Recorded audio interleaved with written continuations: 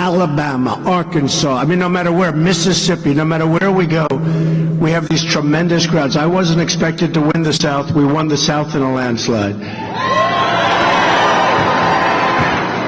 And then they said, well, you know, Massachusetts you can't win, and we won Massachusetts, got almost 50% of the vote with many, many people running.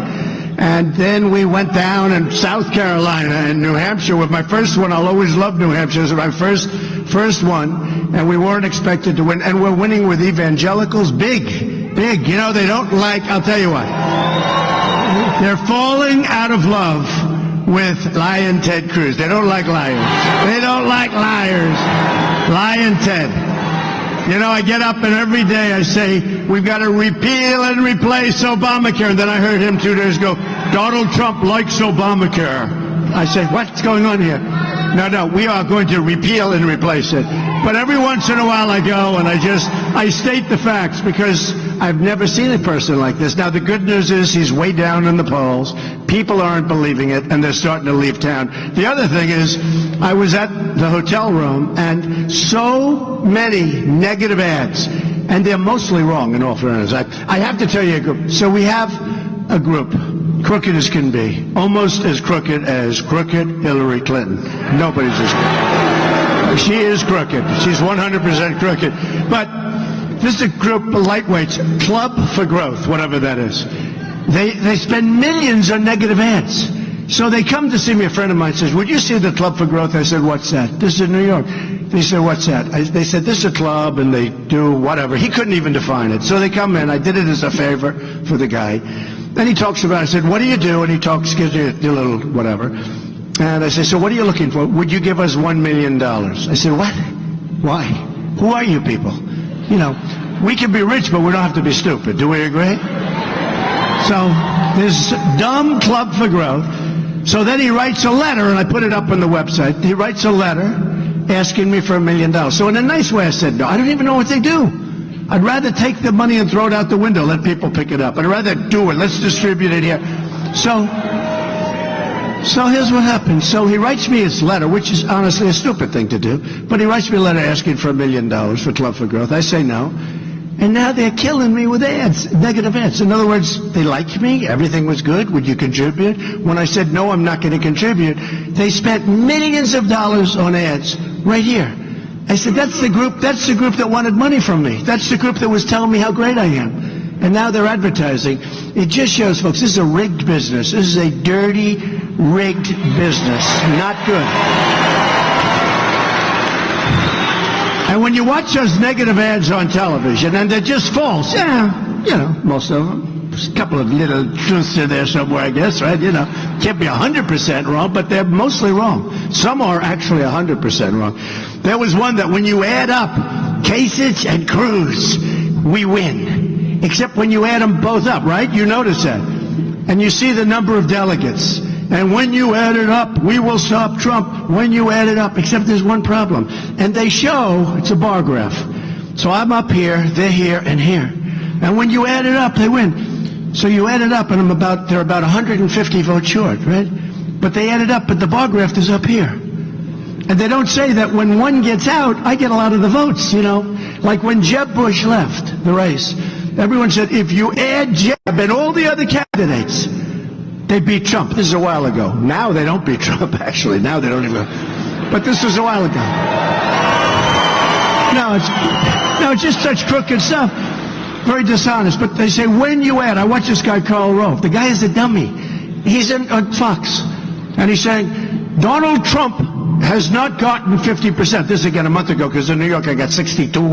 And with Pennsylvania and Maryland, with all these things, we broke 50 and even 60. But we had Maryland, Connecticut, Delaware, Rhode Island. We won in landslides, every one of them. But I watched Karl Rove say, he has not broken 50%. So I had a state where I had 44%. I had one where I had 48%. I got 6 guys I'm running against at that point. See, it's a very unfair thing because in the history of Republican politics, there's never been 17 people that ran for office, okay? So you have 17. So let's say we go into the first state and you had 17, and then you go down to 15, then you go down to 12 or 14 or something. And I'm getting 30s and 35s and 40s. But you can't break. Now, a couple of weeks ago, New York and others, but in New York and Massachusetts, I almost broke 50%. Well, Tom Brady likes me, so that's good. That helps when Tom Brady likes you, because Tom is a great guy. He's a good guy. He's a good guy. He's a good guy. And by the way, he has a lot of respect for your quarterback. And your quarterback, if he's healthy, I think you're going to have a great team this year, I have to tell you. I think so. It's like life. You have to stay healthy, folks. We have to all stay healthy.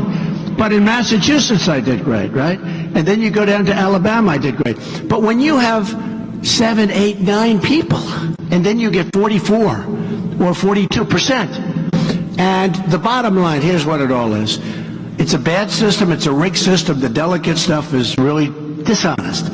Because you can go and buy delegates. You can take delegates to dinner and hotel rooms and take them for a cruise to Paris. But who wants to go to Paris? I'd rather stay here.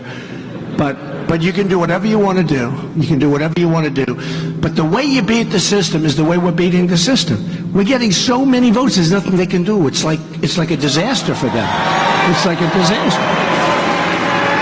So, Cruz, with his phony rhetoric, everything's so dramatic. Boom, please. I had television. I should be watching. I'm coming up on television. He was speaking, the hand and the flourish. A simple statement. And I can't watch. I turn it off. I can't watch. But darling, he's speaking about you. I said, oh no, I can't watch the guy. And other people agree. In fact, when he goes on, his ratings go like this. The ratings for television, which isn't a good thing. That's why they have me on so much. That's true. They put me on not because I'm a nice person, which I hope I am. They put me on because I get great ratings, okay? Okay? And you know why I get great ratings? Because I'm real. People get it. People get it. And I get great ratings. But darling, he's speaking about you. I said, oh no, I can't watch the guy. And other people agree. In fact, when he goes on, his ratings go like this. The ratings for television, which isn't a good thing. That's why they have me on so much. That's true. They put me on not because I'm a nice person, which I hope I am. They put me on because I get great ratings, okay? Okay? And you know why I get great ratings? Because I'm real. People get it. People get it. And I get great ratings because I'm real. Now, actually, television doesn't care about poll numbers. You can be at the bottom of the poll, but if you're getting great ratings, you're going to be on, right? You can come up with a cure to a major, horrible disease. And if you don't get ratings, you're not on. They won't even announce it. This is the way they are. Now, the press, that's a good group of people. Extremely dishonest people, we know.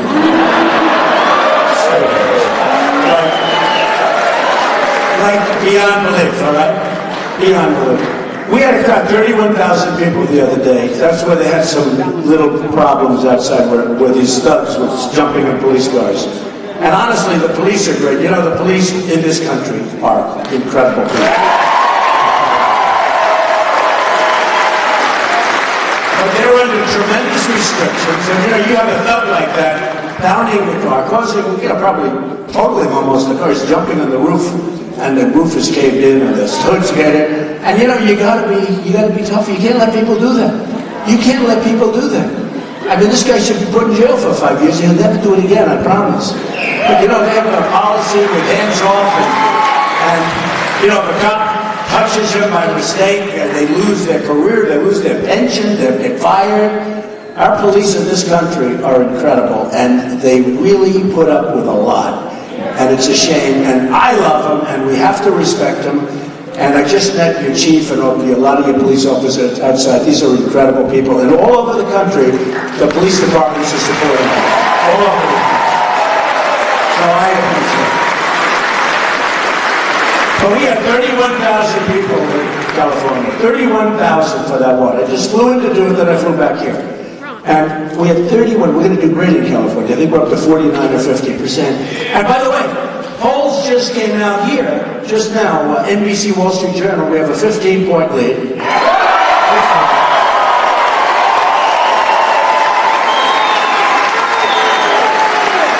And the CBS poll just came out, and I think we'll have either the same thing or even a bigger lead. So we're doing good. But I don't even want to tell you that. I said, I think I'm not going to say it.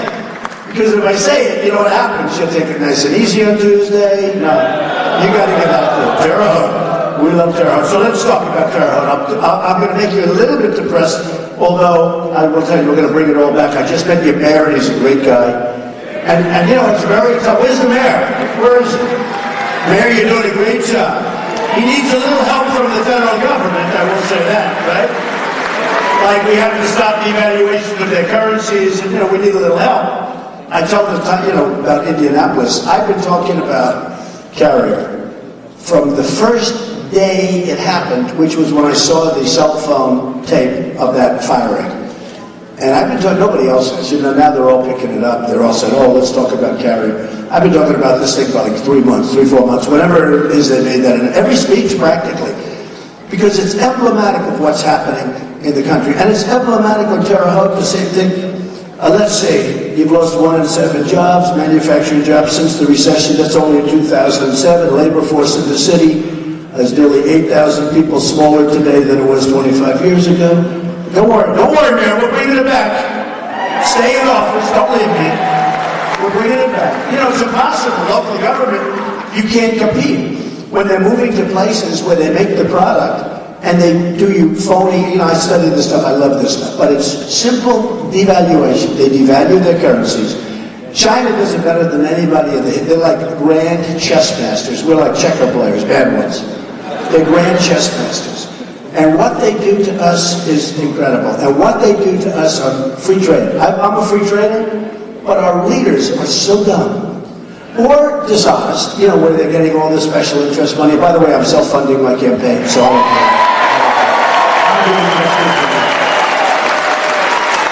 But you look at China, we have a trade deficit with China of $505 billion. $505 billion this year. $505 billion. And then they say, Mr. Trump is treading on very dangerous territory. We may have a trade war. That's okay. Maybe we're better off doing nothing. We're losing tremendous amounts of money, folks. Tremendous amounts of money. And when I say we can't let them devalue, and they devalued a few months ago, the biggest devaluation they've done in 2 decades. Okay? 2 decades. They took a devaluation that nobody thought that, because they've been killing us for years. But everybody said, well, that was the last one. And then we have all sorts of other problems. We have problems with Syria. We have problems with letting people come into our country who are totally undocumented. We have no idea where they come from. And we have Obama. We have Obama. You know, global warming to him is the single biggest problem in our country, if you can believe that one. I mean, I believe global warming is the single biggest problem in our country, but it's made of the nuclear variety. Do you understand that? That's the one we have to be careful of. We better be damn tough and damn careful. Because nuclear is your problem with global warming. And we have a president that talks about global warming, and he doesn't talk about all of the problems that we have. And he doesn't think in terms of, so we had this one particularly bad stretch where everything bad was happening. And I don't know if you saw, we have no growth, right? You saw the recent statement came out yesterday. We have no growth, which is hard. It's hard to have no growth, and you have population expanding. You have no growth, so that means it's getting less. But we have no growth. You know, when China has 8%, it's like a revolution time. We have no growth. We didn't even talk about it. It's a little article today. Although a couple of papers had it on the front page. But a little article, the GDP. So we have no growth. 0.5. We have, it's so little. It's so little that it's not even really measurable. And I guarantee you it's wrong. I'll bet you it's negative. I'll bet you it's actually negative growth. So we have to change what's going on, folks. We have to bring our jobs back. We can't let people take carrier. And I tell you what, I'm a free trader, but we can't allow free trade to continue this way because it's destroying our country. You know, you have people who want globalization, and they're more worried about the globe. I'm worried about one thing, America first. We're going to put America first. America first. And we're going to make America great again. It may be greater than ever before. But America's going first. So you have these people that actually, I don't know what they're thinking. Maybe they love the globe more. Maybe they think they're world citizens. And honestly, I understand that. And I have a bigger heart than anybody. I want to take care of people. But we have $19 trillion in debt, soon going to $21 trillion. We have $19 trillion in debt. But the horrible budget that they made 4 months ago is going to bring in the omnibus. They call it the omnibus budget. Why they call it that, who knows? But the omnibus budget is going to bring us up to $21 trillion. Nobody even knows what $1 trillion is. I was with a very, very wealthy friend of mine the other day, very successful. I said, fast, because I'll figure it out in 2 seconds again. Fast, what's $1 trillion? $1 trillion is, And the guy's got like 180 IQ, right? So we now have essentially $21 trillion in debt.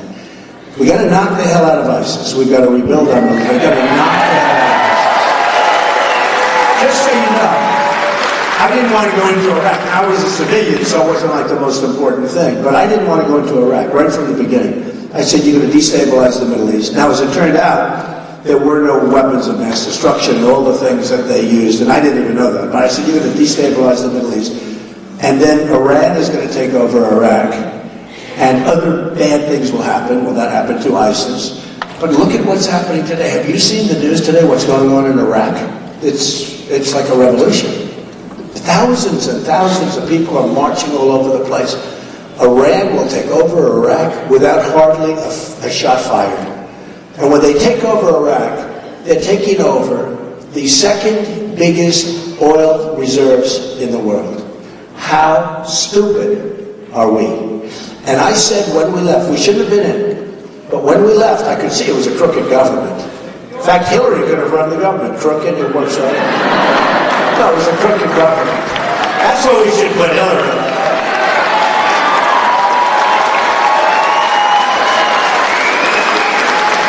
But I said when we left, I said we shouldn't have been there because, you know, for years and years, forever, I mean like forever, Iran and Iraq would fight, but they were of almost identical military power. And nothing would happen. They'd move 10 feet, 10 feet, 10 feet, they'd throw gas, they'd go back, they'd complain, gas is being thrown, they'd rest for 2 years. Then they'd start fighting. That's what they do. They fight. This took years and years, hundreds of years. It just developed that way, right? So we go in and knock out one of the two sides and have had nothing but problems. Then we put the wrong leaders in. And they excluded the people that ultimately formed ISIS, which turned out to be a lot tougher than them, which is surprising that they were even excluded, because ISIS is tough enough, you would have thought they could have done that. But they excluded, so you have ISIS. But think of it. If we did nothing, if our presidents went to the beach for the last 15 years, if they went to the beach and just sat in the sun all day long, other than getting skin cancer, we would have been a lot better off, right? Right? We would have been a lot better off if they did nothing. And you have Saddam Hussein, and he was a bad guy. You know, somebody said, I always say he was a bad guy, because if I say that have Saddam Hussein and he killed terrorists. So the press, the very, very crooked press, they go like this. They go, Donald Trump loves Saddam Hussein.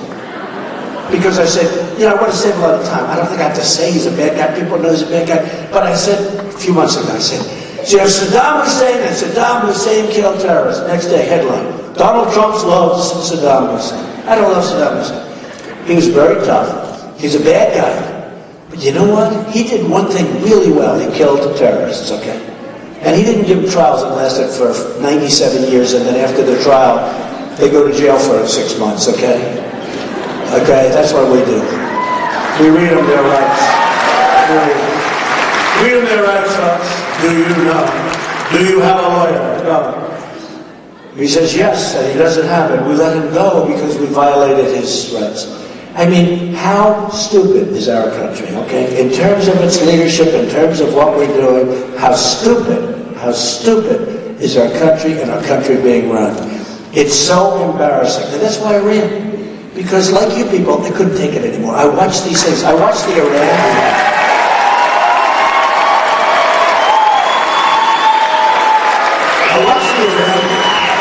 Where we give $150 billion. We don't get the prisoners back. We get the prisoners after. Remember the sailors? Just before the money was to pass, they took 10 sailors. Why? Because their boat made a mistake and went over a line of this big ocean, right? A big, beautiful sea. And the boat comes out. And it goes over the line. And all of a sudden, our country, and the sailors, but our country is humiliated. And the only reason we got them back, though we would have gotten them back fast if I was president, but that's okay. But the only reason we got them back is they're not stupid, and the payment started for the $150 billion 2 days after they were caught. So they don't want to keep the sailors and say they wanted that money. Think of how strong Iran has become. Think of it. We gave them $150 billion. They got tremendous other concessions. They will have nuclear. They can now buy nuclear. They don't have to develop it. With the money they have now, they can buy nuclear. We give them $150. We want the money spent here, but we have restrictions that they can't spend the money here. So instead of spending for Boeings and our stuff, and they probably wouldn't do it anyway because they hate us. But instead of spending here, they'd go to Europe and they'd buy Airbuses, 118 Airbus airplanes, right? I mean, think of it. We give them the money. And then we have restrictions where they can't spend it in this country. Now, I don't want it here. I don't really want it here. But you know what? I'll take their money. We want jobs in this country. We don't have jobs. We'll take the money. Because the 5% is a phony number set up by presidents and people, politicians, that want everybody to think that we're doing well. We're doing horribly. It's not just for Obama and Obama's number. This is going for a long time. And believe me, if it were really 5%, as much as we talk about the border and we want border security, we will build the wall. Believe me, 100%, we're building the wall. Who is going to pay for the wall? Not even close, folks. A trade deficit with Mexico, $58 billion. The wall's going to cost $10 billion. That's a real easy one. Are there any bad business people here? Because the bad business people would understand. The good business people, it's like automatic. I've had these guys that I debate with, and they come up like a year ago, when it first really started, the first debate. A couple of them came up. Don, hey, you can't actually build the wall. I said, actually you can. It's real simple. Beautiful precast plank goes up. Got to be beautiful because it'll go Trump someday, maybe. But I said,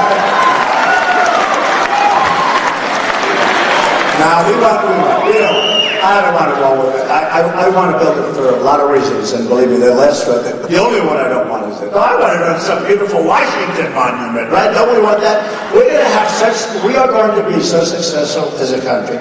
And you will be proud of your president, and you will be proud of your country again. I'm telling you, you will. And a lot of it is really common sense. A lot of it is common sense. For instance, Terre. So they leave your great state. I love the state. I have so many friends in this state that they're great people. They're amazing people. And that's why I had heard that like a few months ago we were behind. I said, I don't think so. And then a poll came out, we were even. And by the way, another 2 polls just came out. And I'm not even proud of this, but you always hear this stuff about Hillary. I'm even with Hillary Clinton, Rasmussen poll and another. I hate to even say I'm even with her, but I haven't started on her. Remember, I watched this guy, Lindsey Graham. I don't want to say that. I watched Lindsey Graham on television this morning. I haven't even started on her. I knocked out 17 people. I mean, the 2 last ones, they're like hanging by their fingertips. They choke you. Don't let me fall. Don't let me fall. Let me choose Carly. Maybe that'll turn it around. But Carly got actually at 0. Actually, when somebody gets up, you have no popularity. It doesn't help, right? And she's a nice woman. Now, if you could say Bobby Knight, that's a different story. Bobby Knight. And actually, Bobby. Boy, we went into an arena that was packed. And I brought Bobby out. The place wouldn't stop. They were standing, just like you people are standing. You know what an honor it is? All these places I go, they stand and they have seats. They stand up and they have seats.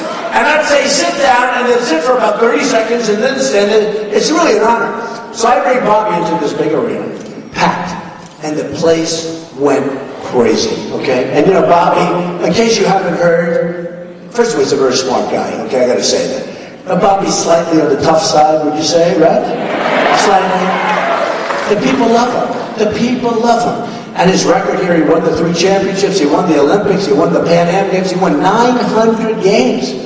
And the people, when they saw Bobby Knight, they went totally crazy. And then he endorsed me totally. And he's actually, I think he's coming back tomorrow. He wants to go and campaign. He's loving it. But he's like this fantastic. He's a fantastic guy. But that's what you call somebody that matters. That's what you call, especially for the people of Indiana. But you know what I'm surprised with Bobby? Long outside of Indiana, because we're seeing polls all over the place, he was on network television. He was all over. They covered him. because he's respected far beyond the borders of Indiana. So it's a great thing. So we have Bobby and we have some other people that are coming out too. Plus we've had some great ones. Ben Carson, Dr. Ben Carson, Chris Christie, Sarah Palin has been great. Jerry Falwell Jr. from Liberty University has been amazing. And we've had such incredible endorsements. How about Joe? How about Sheriff Joe from Arizona? Right? How about this? How about, they've never done this before, the history of the organization, 16,500 Border Patrol agents endorsed Trump. They've never endorsed anybody, ever. Which really tells you a little bit what's going on. So I have to say, so the numbers are, not great. By the mayor is doing great. Mayor, you're going to have, the next time I come back here, we'll come as president, and instead of being down 30, down 40%, it's everywhere. All over the country I go, and I have statisticians. And I go to Buffalo, New York, and I go to all these different places. Right? Syracuse, and then I go down to Pittsburgh, and I've been everywhere. It's an amazing country. But the numbers are terrible. It's like, I have these people, and they're just people that give you the numbers from the books, done by the federal government. And how you doing? Down 49%, down this, down that. Manufacturing, 40% of the manufacturing is left. NAFTA has left, NAFTA. Now NAFTA was approved by Kasich. Kasich voted for it when he was in Congress. He was the final vote. He voted for NAFTA. NAFTA has destroyed every place that it's touched. We are going to renegotiate our trade deals so fast. And Trans-Pacific Partnership, they both want it, meaning the two guys that are, I refuse to call them leftovers because that's not respectful, so I'm not going to, the two guys that are hanging by their fingernails. Don't let me fall. Don't let me fall. They're hanging by their fingernails. And then we go after crooked Hillary, folks.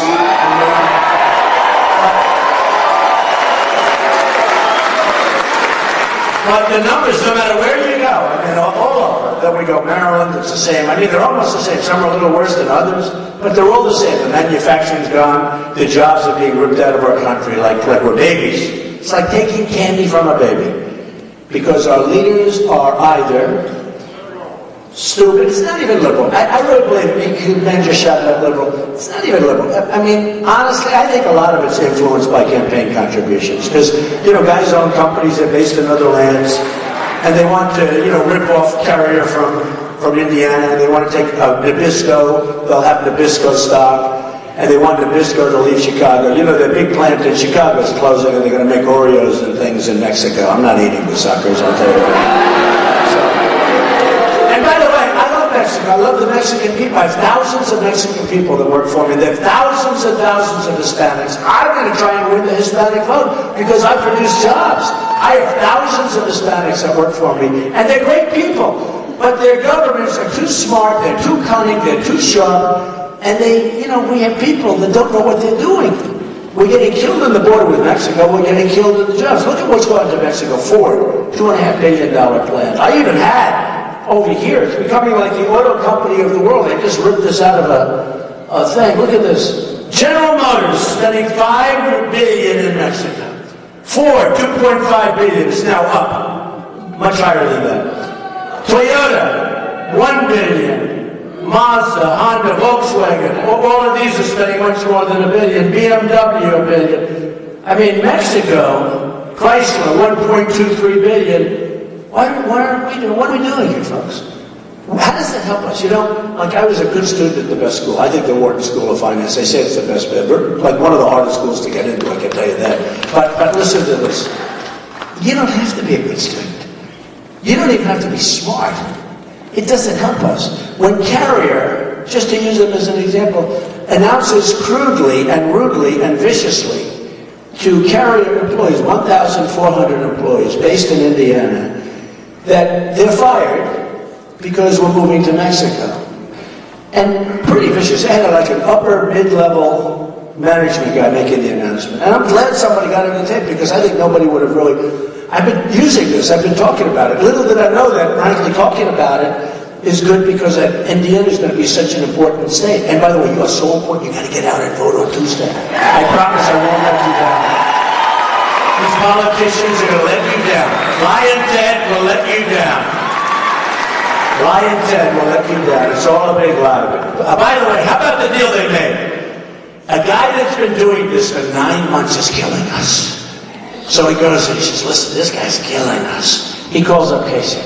Now, these guys have been politicians all their lives. Ted Cruz has been in politics and everything all his life. You know, he's been in government. And Kasich, I mean, he approved NAFTA many, many years ago. I vote for NAFTA. I think it's a great thing. Okay. In the meantime, they've emptied out. You got to see New England. When I went up to New England, the empty factories and plants is horrible. It's a horrible thing to see, but no matter where you go. So he goes, I've been doing this for 9 months, right? And we're killing everyone. Now I have 17 guys. I have this guy, Lindsey Graham, who honestly, and I don't want his endorsements or anything, who cares? I mean, I was at 38 in South Carolina, where he's a senator. He was at 1. I would like to be the senator from South Carolina 1. Trump is at 38. And he had the endorsement of the governor. But I had the endorsement of the lieutenant governor, who was a great guy. And I have to tell you, when the votes came in, that was going to be a Cruz state. When the votes came in, I won in a landslide, and I won with evangelicals and women and everything. And while I'm at it, in New York and all these states that I won, these big, big states, New York, Pennsylvania, Maryland, I won with women. I won with women big. I beat them badly. I won with women. Because you know what? Women want to see a strong country. Women want to see a strong military. Women want to see strong borders. And on top of that, nobody will be better to women, and nobody will be better to women's health issues, a big thing, than Donald Trump. That I can tell you, okay? No problem. Nobody. So here's what happens, which is really a classic. This morning, I guess, and I don't want to say, but Heidi Cruz, who's a very nice woman, said, my husband was an immigrant. Oh, it became a big story. Because I've been saying that. I said, he's an immigrant, therefore he can't run for president. But she said, my husband was an immigrant. Oh, now I guess that's in front of a group of people. But it's on tape, so I've been saying that. Now, I don't want to cause any problems. And it's not going to matter, because he's not going to win anyway. But you know, if he ever got in, first of all, he'd be terrible. Everybody hates the guy. I've never seen anything like it. Liar. What's lie? Lion Ted, right? After we win, we got to get that name off his. You know, who wants to go around with that name? L-Y-I-N with a little apostrophe. B-L-Y-I-N. Lion Ted Cruz. He's a liar, I'll tell you. But we got to get, well, after we win, we've got to get that off him. Because I was in California 2 days ago. 31,000 people. And I said, Senator Ted Cruz is wrong, and I went on to.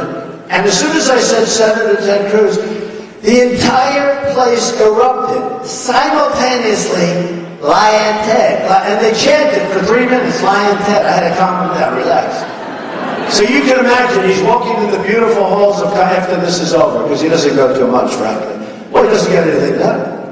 The guy can't get along with anybody. The man he respected most in the United States Senate is Senator Jeff Sessions from Alabama.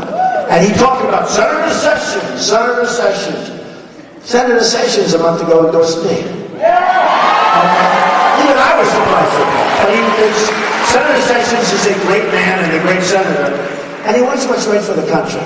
He likes that. He actually he's probably the only one that says that. People hate this guy.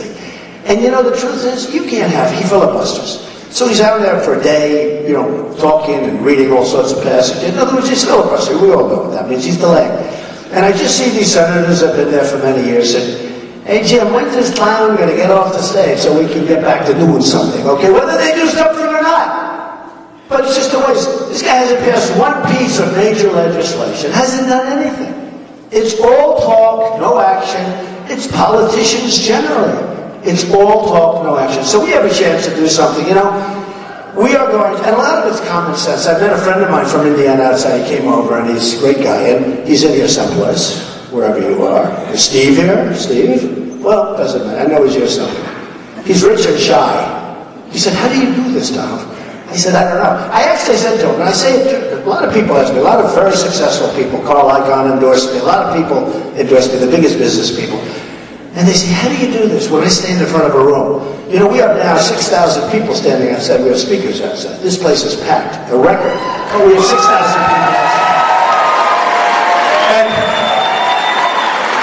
And they said to me, I love the people outside. And those are the people. Oh, by the way, so somebody got here this morning at 1 o'clock in the morning. That I heard. Who is the person? Who? Did you get here really? And you went to the bathroom, no problem, right? Huh? You are amazing. 1 o'clock in the morning. Oh.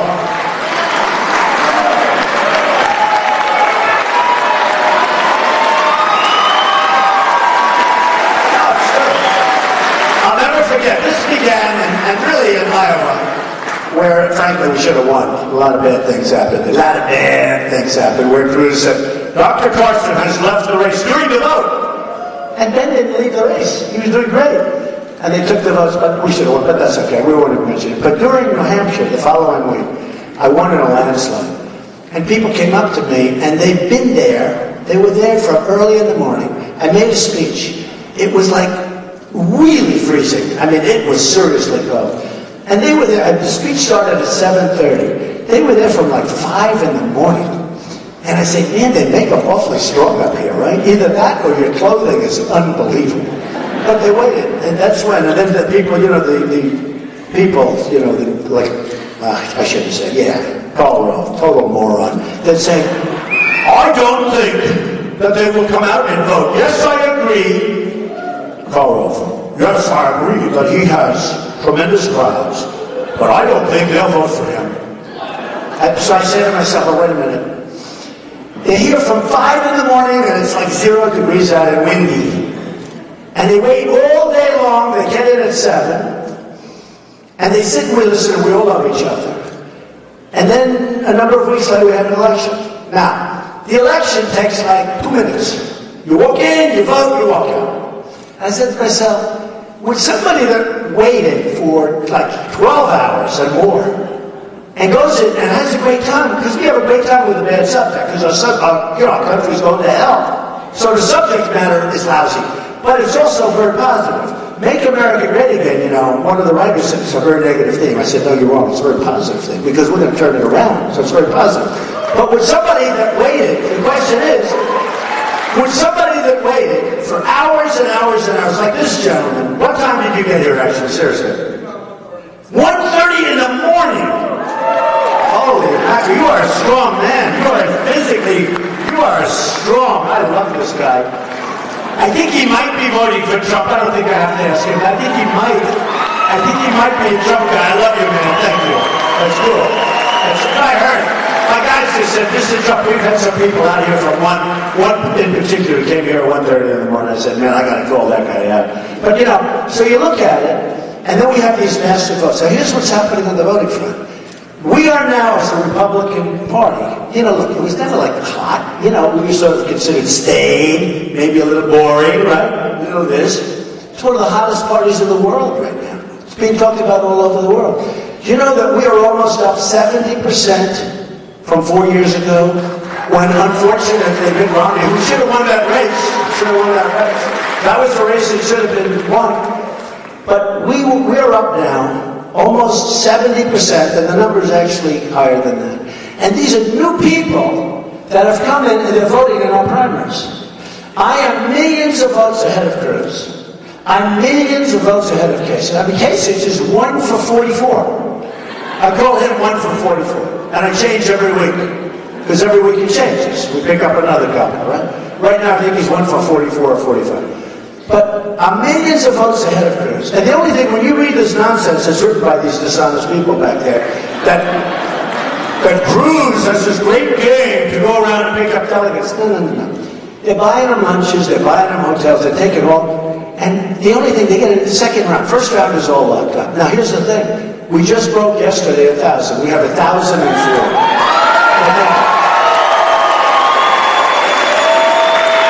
So, those are the only ones that count. I'm not playing like the second game.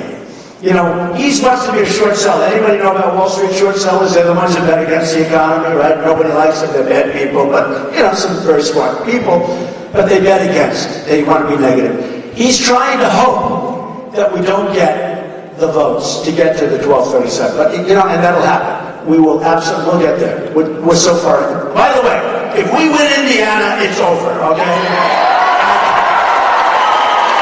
If we win Indiana, it's over.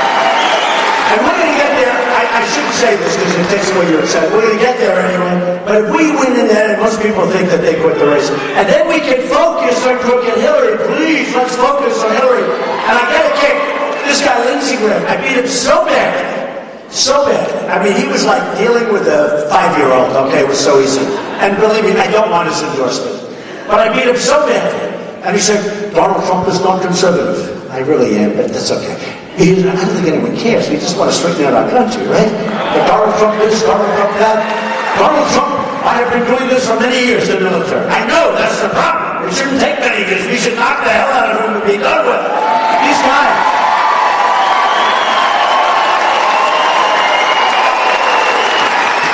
And then I beat him so badly. And then what did he do? I think he went to maybe Marco, and then he went to Bush, and then he went to everybody.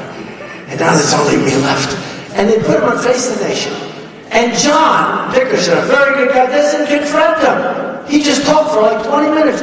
It's so bad. It's so unfair. And there's nobody to confront him. Well, listen, you lost in record-setting numbers. Mr. Trump attacked you, and you fell like a fly from the ceiling. Why doesn't anybody tell them? Nobody remembers that he was, you know, the problem with politics, people have short memories. Nobody remembers that he ran and made a total fool of himself in the race. So I watched this guy this morning. He was on, must have been for 15, 20 minutes. That's a long time on Sunday shows. And he just, the hatred is something. I don't hate him. I held up his phone number, remember? But I don't hate him. His phone exploded, his cell phone. I said, let me see. Because he came to my office wanting money. Years before, he wanted money. And I think I probably gave it to him. Usually I give it when a senator comes to my office. You know, you're restricted. It's like $2,000. But what you do, I hold up his phone. I said, I wonder if this phone number is still good. So it was like 3-4 years before. I hold up the number. I said, well, let's see. And I read off the number, and his phone exploded because it was on national television. So we have a lot of that. But, you know, it's just a dishonest business. Politics is a dishonest business. But think of this. So let's assume we did go to a second ballot. So by that time, California had a huge lead in California, 49 to like 20 or 22 or something, right? It was massive in California. Now what you have to do is look at the crowd I had the other night. I mean, Cruz goes there, there's like 200 people waiting. I go, think of it, I go, and you have never seen anything like it. The men that ran the arena says the biggest crowd we've ever had here. And those are guys with guitars. You know, it's much easier with musical instruments than it is with your mouth, okay? So I go to California. By the time we finish, I will have 5-6 million more votes. I will have, let's say we're at 12, they'll be at 6, 5, something. We'll have like 500 or 600 delegates more. So think of this. Now we're going to get this, so it's not going to matter. But let's assume we were a tiny bit short, we're a couple of delegates short. Okay? And what's unfair is because there were 17 people, you can't get to 50 on all those early states. And even now it's hard to get to, we have 3. How many people can get over 50 with 3? But I'm getting way up in the 60s. So, but all those early states. So I say to myself, wait a minute. You're now the head of the RNC, good guy, Reince Priebus. And he's got a problem. The problem is he's got one man with millions of votes more and hundreds of delegates more, and he's got another guy in the second ballot because they bought him hamburgers, right? And he wins in the second ballot. I don't think people can get away with that stuff. So we don't play the second ballot game. We're only playing to win. And we'll win. We'll get another first ballot. Now, with all of that being said, I have to tell you, that's why I've worked hard in Indiana. I've really gotten to know the state, and it's great. Great people. But it's really hard. It's really important that we win, because if we win, you know, we want to raise money for the party. We want to raise money for the Senate races and for the congressional races and do a lot of things instead of wasting our time with these people. I mean, we're wasting time. He can't win. They have no path. You know, I did a little thing yesterday. It was all over the place. Here's a man who has no path to victory. And I said he set a record, right? It is the first time in the history of politics that a man who cannot win because he has no path to victory, because he doesn't have enough delegates. If he got every delegate from now till the end to California, New Jersey, every delegate, he's still way short. Right? So he has no path to victory. But he chose a vice presidential candidate. And I'm saying, but wait a minute, he just chose a candidate in Carly's spot. She didn't get out because she was doing well, folks, just so you understand. She had almost a zero. But Carly's fine. But think of it, he has no path to victory, and he's choosing a vice president because he needed some publicity, because everyone knows. Indiana is so important. We have to win it. And you know where it can be good? I'll tell you. Bobby and I were so incredible. He said in front of this big stadium of people, he said, you know what? It's so important for Indiana to put Trump over the top. Because I think Trump is going to be a great president. He's going to create jobs. He's going to strengthen our... And I never thought of this. Bobby's a smart cookie, I want to tell you. You don't win all those games just by being a tough guy. He's a smart guy. But he said, and if Indiana puts him over the top, he's going to be a great president. Indiana puts him over the top, Indiana's going to get a lot of credit. I said, I never thought of that. I'm going to start using that myself. But really, we want to get to business. So when a guy like a Lindsey Graham or Jeb Bush, I saw him on television, he was very nasty the other day. Now, I beat him hard. I came up with a low energy, which is true. I just tell the truth. He's a very low energy. I wouldn't be saying that. By the way, had I not seen Jeb Bush on television 2 days ago saying, he is not a conservative, he just says, I said, does this guy ever learn? He's out. He had $168 million of special interest money raised. He spent more money than me times so much. You know the nice part? I think you'll appreciate this, because a lot of the people, and you're money people, a lot of them, you appreciate the value. So I spent less money than anybody else, and I'm leading by a lot. Other people like Jeb have spent many times what I've spent, and they were at the bottom. Now you tell me, who do you want as a president? Okay? Who do you want? Who do you want as a president? Say bad things about Jeb. In fact, I was starting to say nice things about him. And then all of a sudden, I see this interview he does with CNN. He hit me. I said, what's he hitting me for? It's over. And then I saw he hit it back a little bit. You always have to remember that, folks, right? You can't really let people get away with this stuff. So there's no reason for him to do that. He gave a nasty interview, although he did say that he is a gifted politician. Big deal. I don't know, is that good or bad? You tell me. I don't like to think of myself. He said I'm a gifted politician, and he called it a phenomenon. One thing that I will say, what's happening here, what's happening all over this country, is a phenomenon. They say, Bill O'Reilly, who I respect a lot, he's a tough guy, smart. He said in his, sometimes they get angry because I say, what are you doing? It's like every interview is a war. But he's a tough guy and he's smart. And he said, very strongly, that what's happened with Trump is the single most important political event that has happened in my lifetime. He said in his lifetime. And he called it a great phenomenon. And it's not me, it's you. I'm a good messenger. You have some other guys that are not good messengers. And then you have other people that do it for themselves. I'm a great messenger. I'm sort of giving you a message. Because people now are making less money in real wages than they made 18 years ago. People now are working for a carrier, and they announce they're leaving. Goodbye, they're going to Mexico. And I stop it. Want to know how to stop it real easy? Carrier, congratulations. Enjoy your stay in Mexico. Every unit you make, 35% tax. Have a good time. Number one, they're not moving. And if they do move, our country's going to make a fortune, okay? Our country's going to make a fortune. And we've got to stop with this globalization and free trade, and it's all done for special interests. And again, free trade is good, but let me negotiate the deals, not these clowns that we have negotiated, okay?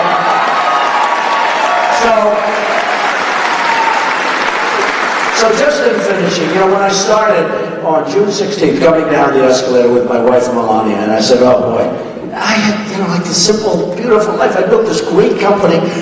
I started off with $1 million loan. I built a net worth of over $10 billion. And great assets, low debt, great get cash, otherwise I wouldn't be doing this.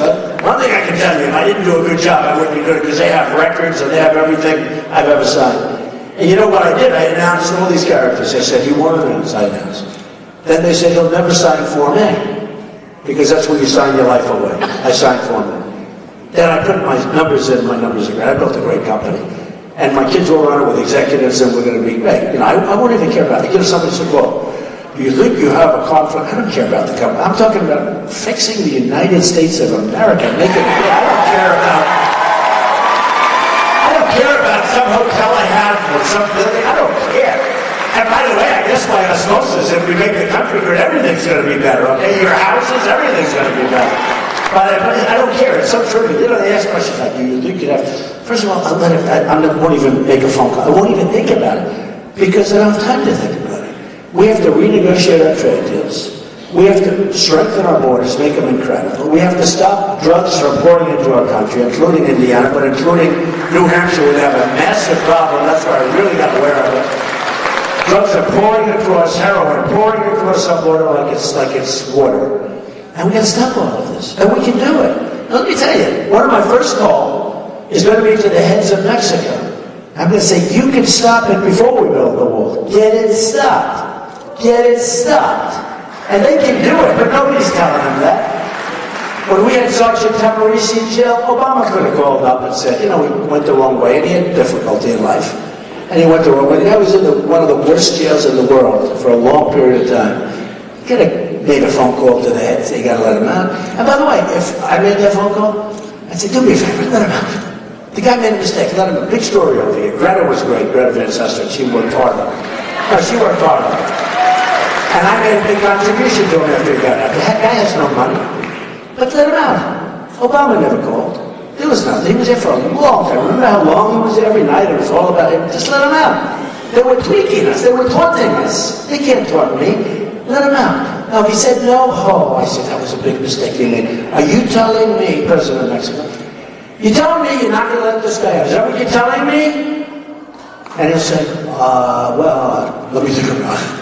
And they'll go back and let him out. But in chance that he didn't, believe me, it won't be so pleasant for them, okay? Because it shows bad will. It shows ill will.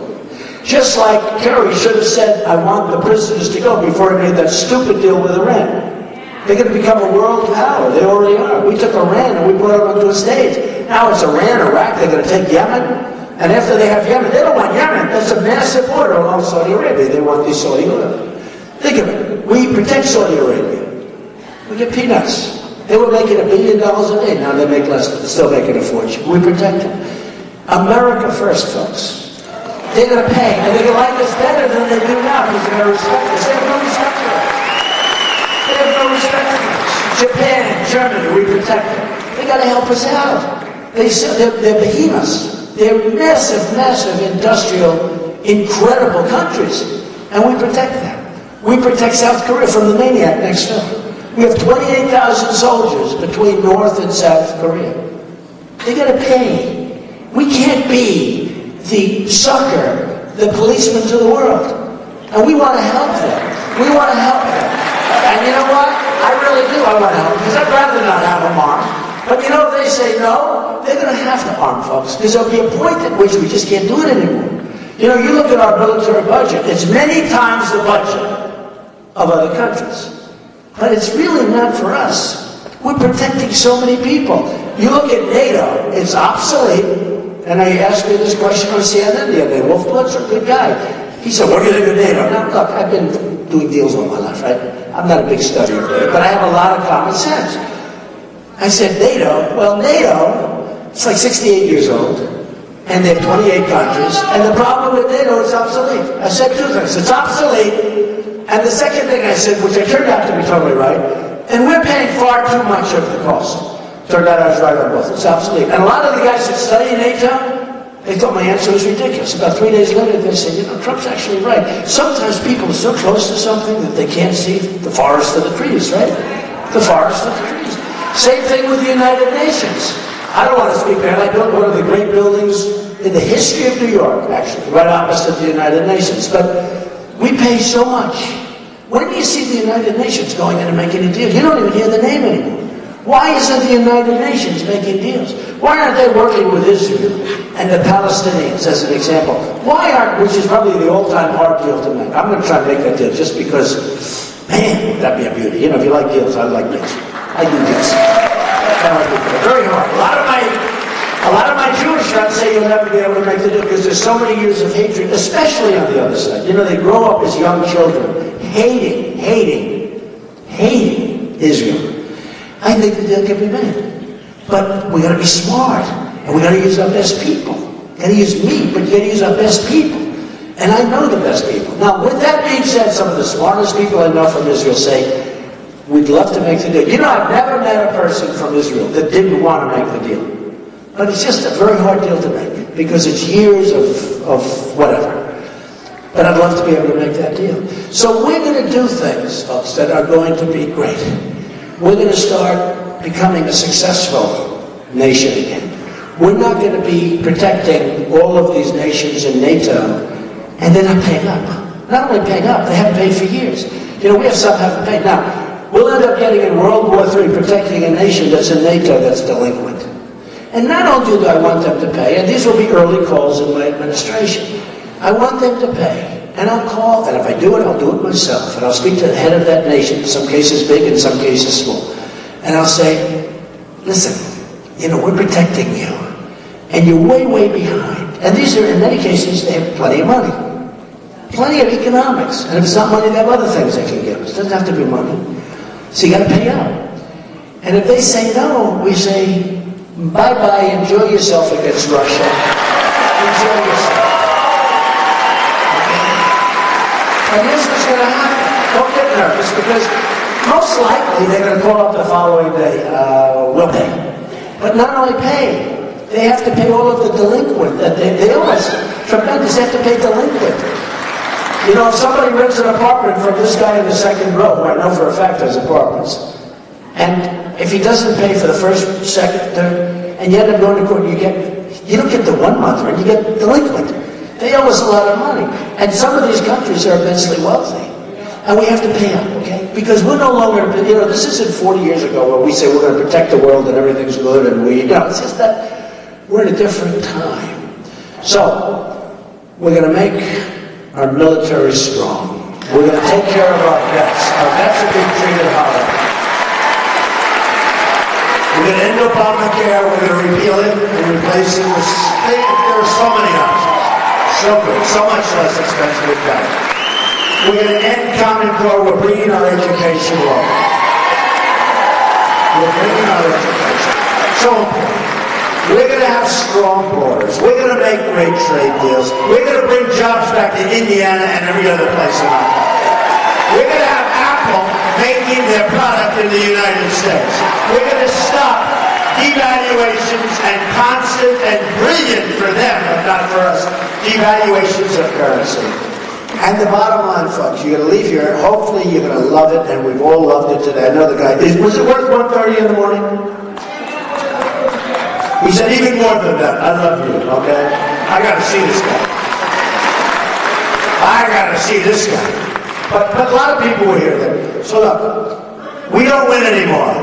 We're going to start winning again. And you're going to go and vote on Tuesday. Hopefully bring your friends, bring everything, go vote. And the more we get, you know, we have a movement. It's a movement going on. They're writing about it. They're talking about it. Everybody's talking. When O'Reilly will say, he didn't say one of the. I mean, he said the greatest single political event that he's had in his lifetime. That's a big statement. And other people see, they talk about it in the history of our country. They've never seen this. Look. And every room is over. And honestly, some of these other candidates come, they could never use this place because it's big. And it's not big enough because you have thousands outside. But they'll come and take a little conference room, but they can't fill it. Okay? What's going on is amazing, but we have to keep it. The more we can win by in Indiana is so important. But the more we can win by, it's a mandate. It's a mandate. A really important mandate. It's a mandate for change, but not Obama change, real change. It's a mandate for genius. It's a mandate for cutting costs, but living better. I mean, the fat, the waste, the fraud, the abuse that we have in our budgets are horrible. And they're there in many cases because these senators have friends and these companies are making a fortune. And that's not going to happen with me. We're going to get our country straightened out in a positive way. So you're going to vote on Tuesday.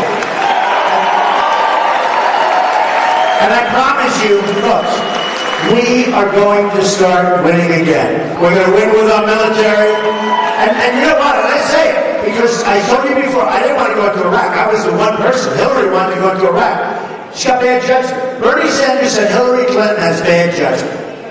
And she said she's not qualified. I'm going to use it. Because Bernie Sanders said, the only thing I like that he said, actually, although he also knows we're being ripped off in trade, but he can't do anything about it, I can. But Bernie Sanders said, she has bad judgment. And they went nuts. They said, don't say that. They'll use that as a soundbite. Guess what? Too late. She's got bad judgment. But we're going to start winning again. We're going to win with our military. We're going to knock the hell out of us. They have to do that. That's like medieval now. I don't want to do it. We have to do it. We are going to start winning at every front. We're going to win so much that you're going to say, please, Mr. President, this is getting ridiculous. We're just winning too much. This isn't even fun anymore. And I'm going to say, I'm sorry. We've had many, many decades of only losses. We're going to win for a long time. We're going to make America